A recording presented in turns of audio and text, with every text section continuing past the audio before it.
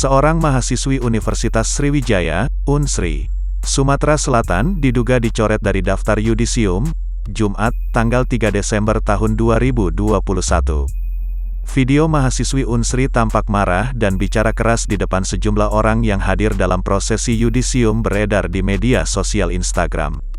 Disebutkan pada unggahan yang beredar, salah satunya di akun @seputar Kota Palembang, mahasiswi itu diduga korban asusila oknum dosen di Unsri dan protes namanya dicoret dari daftar yudisium. Diketahui, mahasiswi tersebut berasal dari Fakultas Ekonomi Unsri. Mahasiswi itu diduga salah satu korban asusila yang melapor ke Polda Sumatera Selatan.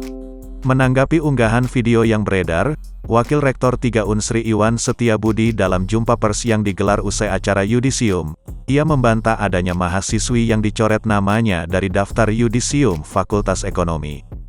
Ia menyebutkan, terkait yudisium tersebut tidak dikaitkan dengan kasus dugaan asusila.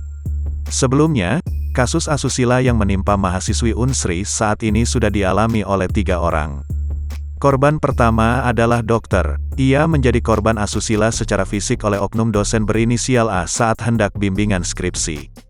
Kemudian, 2 korban lain mengalami hal serupa namun secara verbal dengan terduga pelaku yang berbeda.